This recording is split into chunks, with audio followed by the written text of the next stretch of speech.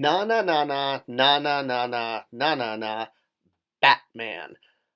All right, well, we weren't exactly going to do Batman in Masters of the Universe Classics, but well, we had our own Batman, and this guy actually was a bat, so maybe that makes him even better than Batman.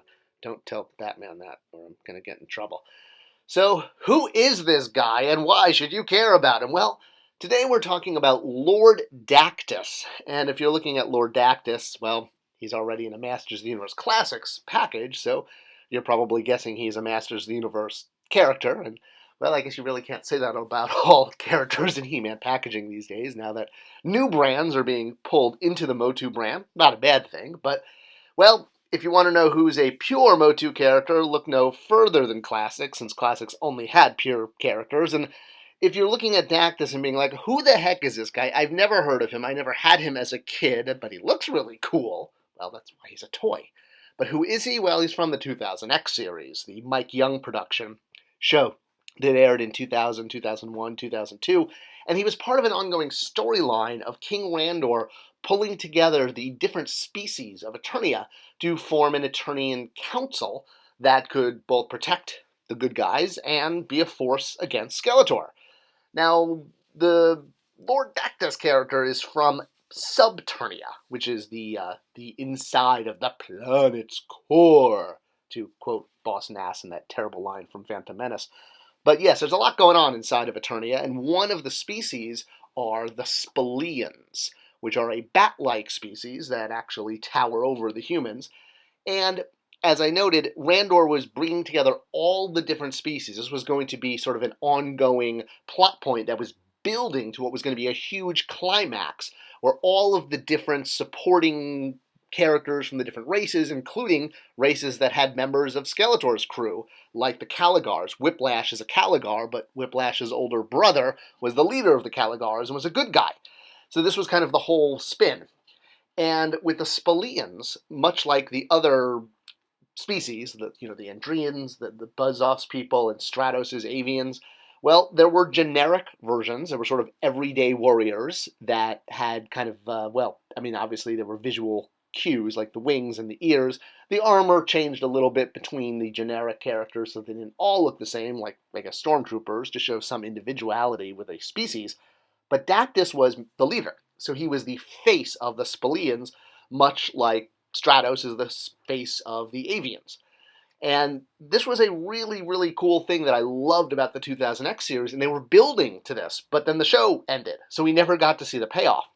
And that was a big, big reason for the end of the first 3 mini-comics that came with Classics, where here you saw the payoff. Here is Randor with the leaders and the armies of all of the different species, showing the conclusion of that plot thread of Randor slowly bringing together to create this Eternian Council to defend Eternia. So here's what we never got to see in the show. Now, the thing about the Spelons was they look like monsters. And I actually really like this concept when the good guys get mistaken for the bad guys. It's actually an interesting marketing tactic, and this is what was done with the Spelons on the show. Much like the movie Small Soldiers. Do you remember that? It was actually Phil Hartman's last movie, More's the Pity, where you had kind of a G.I. Joe-esque toy line versus a Monster in My Pocket type toy line. And the G.I. Joe characters, while all of the pre-production advertising for the movie made it look like they were going to be the heroes of the film, well, the big, spoiler alert here is the movie was teaching you that just because people look hideous and monstrous, it doesn't make them bad guys. Isn't it a better world because of that? So yes, the Gorgonites, who were monstrous looking and, kind of like creatures, turned out to be the passive good guys. So, similarly, in MOTU. Now, we'd already had bat creatures. Bat creatures and fantasy go together. So back in Filmation, we had, the wolf bats, and then Super 7, of course, has Terror Bat, one of the original characters they created. And you had Batros, who was a book-loving, hoarding bad guy. Gotta love a bad guy who loves books. Not to mention the fact that the evil Horde use a bat as their symbol and brand it onto all of their character, their members, and have them wear armbands and, all that with the bat logo. So the fact that you now had a bat character who was a good guy was a twist, and it was a cool twist. Because every time, you introduce someone who looks like they're going to be evil, but then turn out to be good is, kind of good storytelling. Now, I mentioned that the Spelons were slightly bigger than humans, and we carried that forward with the Classic's figure. His legs and feet were much bigger, his head was much bigger, and he had those giant wings. In fact, he was so big we couldn't put his armor on inside of the package because it was busting through. So much like a web store, it had to be packed off. And once you fully assembled him with his tail and his wings and his giant head, you were getting a lot of plastic here. You were getting a lot for your money. And yeah, it was a good thing we already had those wings tooled too, which does make an interesting story. The wings come from Dragoman, as you probably know. He was the Horseman's original creation for the 30th anniversary line.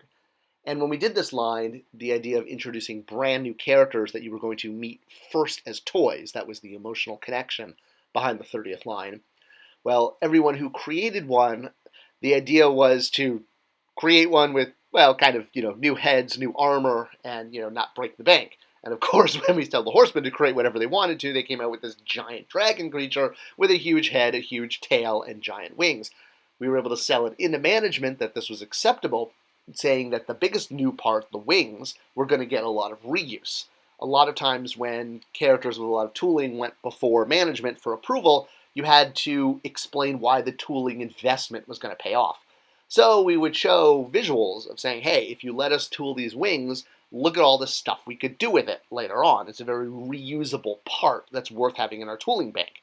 As an example, Granomir, the giant red dragon that we did, also used Dragoman's wings. So, free tooled part that you don't need to tool. Not that Granomir didn't have a hefty tooling budget to himself, but that's a whole other story. We were also supposed to reuse the wings on this guy, the Skelecon figure. This was always one of my kind of, I guess, the one that got away. So if you don't recognize the Skelecons, or maybe you do from the new Revelation show, because it's awesome, one of the cooler parts of the show was the fact that it pulled a lot of characters from different sources and showed them in animation for the first time. So one of the more redeeming qualities. If you're still not familiar with the Skelecons, they do go back to the 80s from the Ladybird books. This was one of the many licensed story books that MOTU put out because it was such a heavy kid brand, and Skelecons were basically Skeletor's version of the Stormtrooper. You had your universal faceless army of skull-faced monsters, although they kind of got that Khonshu thing going too, so hey, maybe it's super spooky. In the mini-comics for Classics, we introduced winged Skelecons deliberately, purposefully, as Agent Smith would say, because we knew fans were going to ask for it. We knew that if we had a Skelecon appear with wings, fans were going to be like, oh my gosh, I want a winged version. It was just meant to be, a secondary division, like, the Air Force of the Skelecons, if you will, versus the ground troops. And Axel, who did the art for the mini-comics, we worked together when designing it and deliberately wanted to have the character so that the wings could be removable, or as an, if you will, as a second release. And that's exactly what the plan was your first release would just have holes in his back with no wings, and this version was going to come with the Roton. And a lot of people asking, why would you put an army builder with the Roton? And the idea was, well, yeah, you were going to get the generic Skelecon with the Roton to try to encourage you to buy a Roton. We knew people were going to want to army build and not necessarily buy tons and tons of Rotons.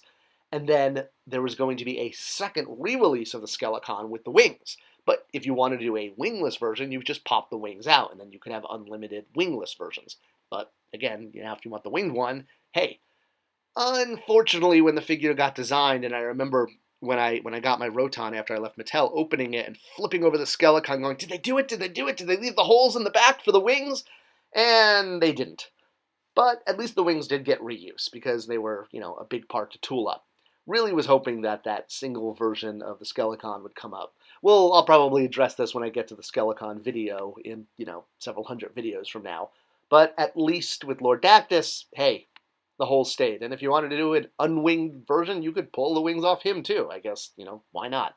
But like I said, really a lot of plastic for your money with this character, which is why, again, the armor had to be packed at the bottom, similar to Web Store in the vintage line, the same thing. So I kind of used that as rationale as why we would do it. I'm like, oh, well, work on Web Store, why not? It's not like it's going to be, too much of an outlier. But yeah, that's why he's not wearing his armor in the package. It just simply wouldn't fit. It was pressing against the blister and causing it to crease, if you will.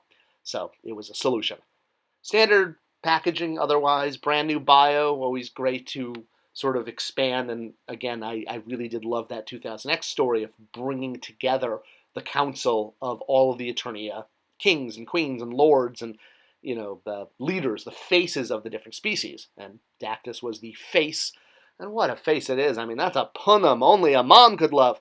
Now, I will say when I saw the sculpt the Horseman did, I thought it was a little bit, shall we say, too 2000X. I thought they were going to pull it back a little bit more to more of a classic vintagey look, as if like what would Lord Dactus have looked like if hypothetically he had been released in the vintage line, similar to the 2000X He-Man that's being released in Origins. That's a perfect example of sort of taking a character with lots of style from 2000X and pulling it back into a a vintage look. But hey, I think one of the things that Horsemen are really talented at is knowing what that level is, and how much of one style to use and how much of another. And while it surprised me at first, I have grown to appreciate the classicization of Dactys through their interpretation. And honestly, they nailed it, like they always do.